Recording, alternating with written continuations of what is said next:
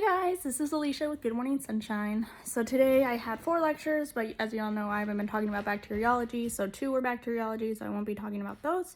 But we also had Clean Path today, and also, what else did we have? Immunology. So I'll be talking about those. But we're almost there, we're almost to the weekend. Tomorrow's Friday. I have my last 2-hour class tomorrow, and then I'll be on my way. But anyways, Clean Path, it's Clean Path 13, going over proteins.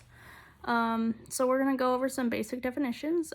So protein definitions, so these are our serum chemistry profiles. They also show up in CBCs for proteins. We have our total proteins, which encompasses with these, it's true for plasma and for serum. Albumin makes up 50% and globulins make up the other 50%. So in a normal animal, this ratio is usually 1 to 1. Serum versus plasma. Serum includes a clot. So for serum, a clot has been allowed to form. So we usually set serum out in order for the blood to form a clot. Clotting factors are removed here then. There's no coagulation factors, so no fibrinogen or cascades. It's primary globulins. Serum globulins is usually slightly less due to this. Serum is usually within 1 gram of the plasma, however, though. And then we have our dysprotein anemias. This is a problem with the protein or a change in concentration when they're out of the reference interval.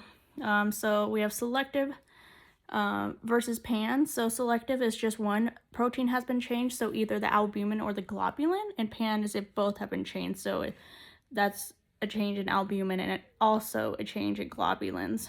We have hypo, which is the reduction in concentration, versus hyper, which is an increase in concentration here. So an increase in albumin and an increase in globulin, that's known as panhyperproteinemia. When we have a decrease in albumin and a decrease in globulin, that's known as a panhypoproteinemia. And then if we have normal globulins but a decrease in albumin, that's known as cell hyperalbuminemia. And then if we have normal albumin and a decrease in globulin here, we have a cell hypoglucinemia. And then if we have a normal albumin with an increase in globulin, we have a cell hyperglucinemia. And then if we have a decrease in albumin and an increase in globulin, we can either have a hypo or hyper. And then if we have a decrease in albumin and a major decrease in globulins, that's known as a panhypoproteinemia with a cell hypoglucinemia. However, the first 4 here, so that's our panhyperproteinemia, our panhypoproteinemia, and our hypoalbuminemia and our hyoglucinemia. Those are the ones we mostly look at when we're looking at blood work. Albumin is mostly from the liver. It maintains iconic pressure here. So low molecular weight, it's a low molecular weight protein. It's a little bit bigger than pore separated blood and urine. It draws fluid back into the vessel. Again, it's from the liver. Its function is iconic pressure. Due to the albumin, it keeps fluid in the vessel, like I said. It's insoluble to soluble. Its clearance is metabolically active tissues, and albumin is also a carrier molecule. So hydrostatic pressure pushes fluid into the extracellular spaces. Albumin acts as an osmotic agent, an active osmotic agent, and it brings fluid into the blood volume, so inside the vessel. Globulins, however, are inflammatory proteins, not albumin. So these are immunoglobulins, so it makes up a large fraction of subtypes of globulins. We have four polypeptides with 2 heavy chains and 2 light chains, and this makes up half of the globulins. It has complement proteins, it has coagulation proteins, it has haptoglobin, which is a scavenger molecule for free hemoglobin, which comes from the liver. We also have transferrin, and that also comes from the liver. Its production is B lymphocytes and plasma cells used for humoral immunity. And this is production of the liver. Its function, it has many functions, but mostly inflammatory functions. So here's what a globulin looks like. So you have the heavy chains, like I said, and the light chains there. Proteins during inflammation, we have acute phase proteins, or APPs. This is usually 1 to 3 days and contain mostly globulins. So we have positive APPs, which are most of our globulins. We have alpha globulins, which is a mild increase in these. We have alpha-1 antitrypsin. We have alpha-1 glycoprotein, as well as ceruloplasma and haptoglobin. We also have our beta globulins, we also have a mild increase in these. We have C4, which is a complement factor. We have fibrinogen. We have C3, which is also a complement factor, and we have C-reactive proteins. We also have our negative acute phase proteins. This is albumin, and there's a mild decrease in concentration here. We also have our delayed response proteins, also known as our DRPs. This takes about 4 to 5 days, maybe a week. We have our positive DRPs, which is our immunoglobulins. These take a little longer to show increase. And then we have our negative DRPs, but that's not really a thing, so we don't worry about those. Laboratory methods, we use refractometers for our proteins, which measures bending of light, so it's a light refraction. It measures total protein, so total solids, and lipemia. For chemistry, it's a chemical reaction. For color, they use dye formation, which is correlated with the protein, albumin and globulins, and many subtypes of proteins. And then we have our electrophoresis, which is positively charged cells stay close together to the negative side, whereas negative goes to the positive end of the spectrum. So proteins migrate through the gel. Is based off electrical charge, and it deals with mass and shape. It's used for albumin, alpha and beta, and gamma globulins, so all total proteins. So we have our serum protein electrophoresis here. So again, albumin has a net negative charge. This is why it's at the positive end here. So this is our albumin on this end. So you have the cathode, which is negative, and our anode on this side. I'll use for electrophoresis. So our albumin here has a net negative charge, so it would be all the way at the positive end by the anode, if that makes sense. But globulins here are majorly by the cathode, thus they are positively charged. Hypoproteinemia, we have hypoproteinemia. Both albumin and globulins are reduced in this case. So this is when the fluid starts to leak out of the vessels and it's not drawn back into the plasma and into the blood.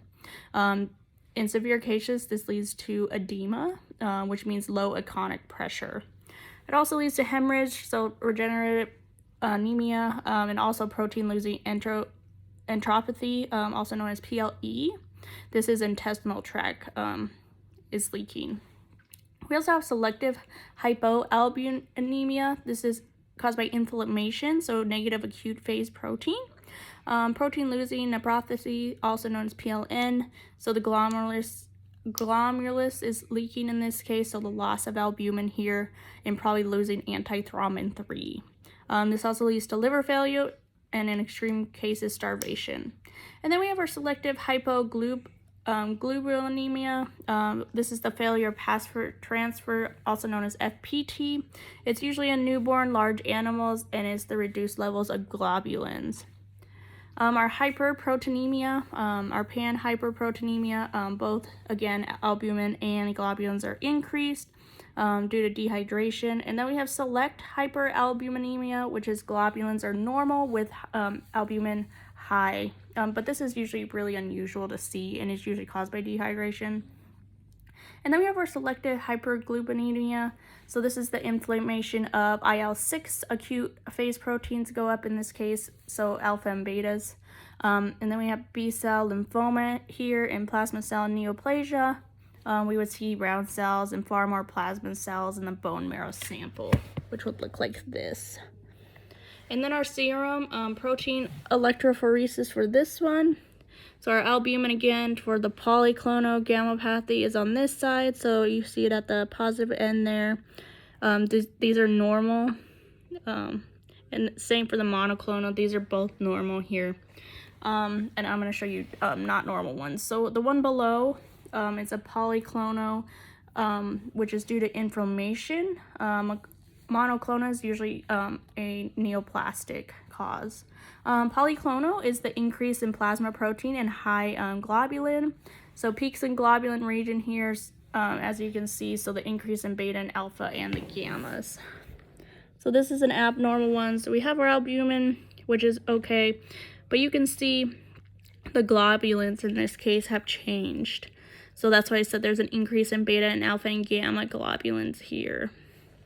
And then getting into the monoclonal gammopathy, this is a sharp peak in immunoglobulin selection or late beta region here. So here again, they're changed. In this case, this is our monoclonal here, and there's a huge peak in the late beta region or the immunoglobulin region, so increase in immunoglobulins.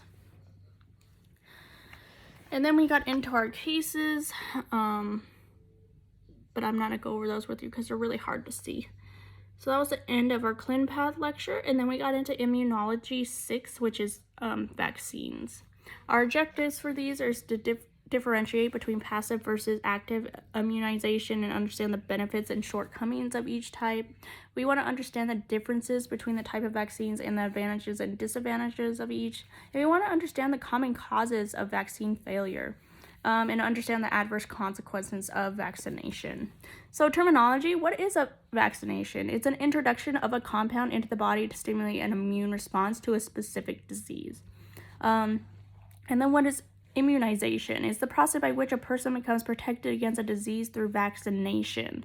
And then we have inoculation, which can mean the same as vaccination or to introduce a microorganism. The three terms are used interchangeably. And then we have bacterium, which is a killed or inactive bacteria used as a vaccine. So you've probably heard of killed or inactivated bacteria. So then we have passive versus active immunization. So passive is it's a short-lasting response. So it's the administration of performed antibodies. It has immediate protection, however, but it's short-lived with no memory. It does not protect the fetus. Repeated doses used can cause hypersensitivity. Examples of these are tetanus, antitoxin, or antivenom for snake and spider bites. And then we have our active immunization. So this is injecting components of the antigen, and it's for a long-lasting response. So it's administration of antigen to induce an immune response. It has delayed protection, but it has long-term with memory, and it can protect the fetus. It has hypersensitivity, is less common in these cases. And examples, these are most vaccines for infectious agents. And then we have innate immunological memory. So these are our natural killer cells, our monocytes, and our macrophages.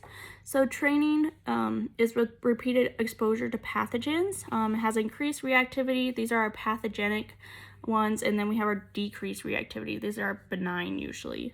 Mechanisms are altered PRR expression, metabolic changes, epigenetic reprogramming, and altered cytokine release. So these are withdrawal in other inflammatory cells.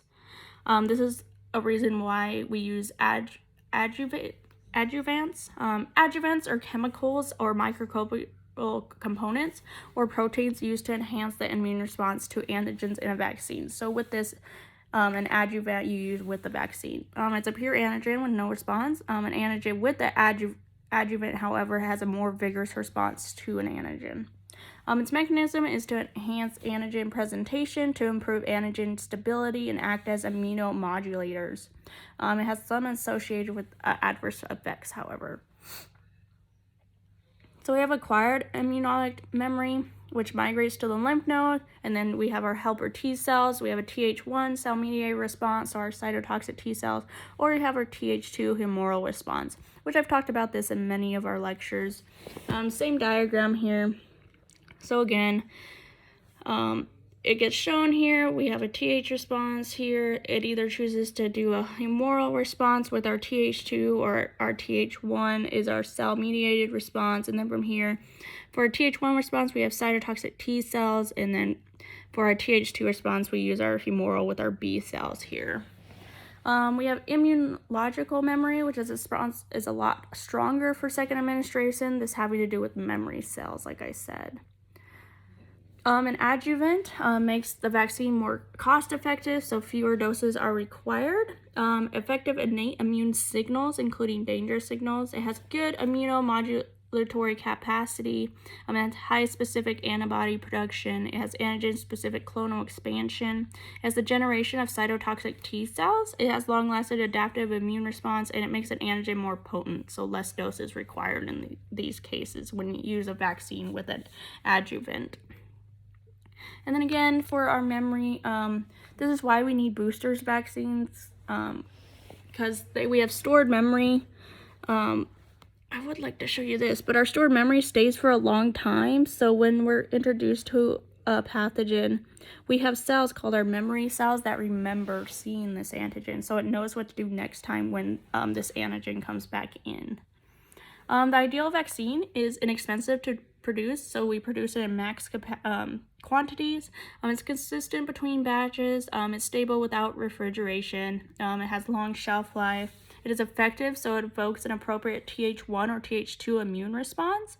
It activates multiple clones of T and B cells. It causes lifelong immunity, and there's no adverse side effects. That's our ideal vaccine. That's what we want our vaccine to look like and have. We have a lot of different types of vaccines, most similar to least similar that I'm going to go through. So we have a live virulent one, we have a modified live, we have a killed and activated one. So this looks like the pathogen but cannot replicate to cause disease in this case. We also have subunits of them. We have toxoids, we have viral vectors, we have naked DNA and mRNA. Our live virulent vaccines are uncommon because they have a risk of causing actual clinical disease, like our parapox virus. It's contagious ecthyma in sheep, the scarification of the virus on the skin.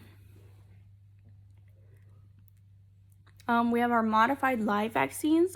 These can get into the cells and have a Th1 or Th2 response. This is our most common type of vaccine. The pathogen is altered to reduce virulence, so by heat, passage through cell structure, and genetic engineering. Or use a similar, less pathogenic agent. Like CAV2 is used to protect against CAV1 and CAV2. Organism will replicate and cause inflammation, so there's no significant disease. Our modified live vaccine downsides, however, is they may revert to virulence. They may cause disease if inhaled or ingested, so like feline herpes virus, and they have the possibility for contamination. Also less stable than killed vaccines, so often require refrigeration, like most of our animal vaccines do. They are blocked by maternal antibodies and usually not recommended for vaccination of pregnant females because the fetus could get contaminated. A whole killed organism vaccine is the organism is antigenically intact and is unable to replicate or cause disease. It's treated with chemicals such as formalin, alcohol, alkylating agents, and it requires an adjuvant in this case. It's less effective than modified live vaccines. More doses are required for these, and it's unlikely to produce a Th1 response, so cannot replicate intercellularly. We have autologous vaccines as well as autogenous vaccines. Our autologous vaccines are taking the pathogen from a sick animal and putting it back into that same animal. But our autogenous is taking it from the sick animal and then adding it to the others, like their babies or others in their herd. So these are our self or custom vaccines. So they isolate bacteria, virus, tumor cells from sick animals. They kill the organism, homogeneous tissue. They add an adjuvant. They inject into the same animal. Like I said, that's our autologous, or herd mates. So that's our autogenous. Examples would be pink eye, so Moraxella species in cattle, or our papillomavirus, and then our autologous tumor vaccines. Then we have recombinant vaccines also. So we use a piece of its proteins or gene and its DNA in order to make this vaccine. It's a benign carrier organism. It's engineered to include a gene for a protein from another pathogen. However, these are very expensive to make. They can induce immunity even with maternal antibodies. There's no adjuvant needed and cannot revert to virulence. So they're actually very good vaccines. They're just very expensive. And then we have our subunit vaccines. So here we're just purifying the pathogen. So projections are taken and then purified and then put back into the animals. So in order to get a humoral immunity. So immunogenic proteins and metabolites from the pathogen. Subunits are produced by viral and bacterial cultures. This requires an adjuvant and it's economical. Then we have our taxoid. They are chemically modified toxin, no longer toxic. They're antigenic, and antibodies bind the toxin and prevent interaction with the receptor in these cases. And then we have our genetic naked DNA vaccines. The pathogen gene is inserted into the bacterial plasmid. The plasmid is introduced into the host through injection, transdermal, or mucosal administration. The plasmid then infects the host cells, including the APCs. The gene is expressed and the protein is presented on the APC surface. It has a mixed Th1 and Th2 response. It's not inactivated by paternal antibodies. This would be the equine West Nile virus, the canine distemper virus, the FIV, and the rabies virus. And then we have lastly our mRNA vaccines. They're not used in veterinary right now, she said. It contains mRNA encoding one or more antigen. It's translated by host ribosomes into proteins. There's two types. There's a non-replicating mRNA, so once gone, no more replication of the antigen. So these do need booster shots. However, then we're looking into a self-amplifying mRNA. Here the antigen can replicate itself, so it does not need booster shots in this case. It's encapsulated in the lipid nanoparticles, which provides protection and promotes cellular uptake. Its advantage, it has rapid production. So DIVA, there's only one part of the antigen used in this vaccine. It's differentiated infected from vaccinated animals. So these are marker vaccines, so induced an immune response that is different than that in natural infection. So laboratory tests such as ELISA can be used to diagnose a breakthrough infection in an amused animal. So it's currently available for pseudorabies in pigs, infectious bovine tracheitis in cattle, so those are bovine herpes virus, and our classic swine fever and our foot and mouth disease. So equine influenza also has a lot of vaccines for this. So vaccine failure, that's usually on us actually giving the vaccine. Vaccine use, we want to store at recommended temperature. We want to reconcentrate, freeze dried vaccines immediately before use. Do not mix vaccines unless specified by the manufacturer. Rubbing alcohol can inactivate live vaccines and use by the expiration date. And then she went over all the vaccines needed for each individual animal, but she said we didn't need to know this for the exam, so I wasn't going to go over it. Adverse effects, rate of adverse effects is 1 in 50 in 10,000, or 1 through 50 in 10,000. Normal response is mild pain, fever, lethargy, transient immunosuppression. And then we have different hypersensitivities. We have the swelling of the head, the hives, the diarrhea, vomiting, or anaphylaxis, which is uncommon. But these are type 1 hypersensitivity to vaccines. We have our type 2 hypersensitivity, which is our antigen adheres to the red blood cell, where there's immune-mediated hemolytic anemia. There's immune-mediated thrombocytopenia. This is in dogs usually. Then we have our type 3 hypersensitivity reactions. This is our vasculitis with immune complexes hypersensitivity. So poodle patch, it can affect all breeds. Poodles, Yorkies, Silky Terriers are the most common, however. We have asymptomatic hyperpigmented area of site of rabies vaccination. Can be several months after the vaccination. So we have lymphocytic vasculitis in the vaccine material and macrophages. And then our type 4 hypersensitivity, this is our granulomatous response. This is post-injection paniculitis. It's common in cats. It's rare in dogs.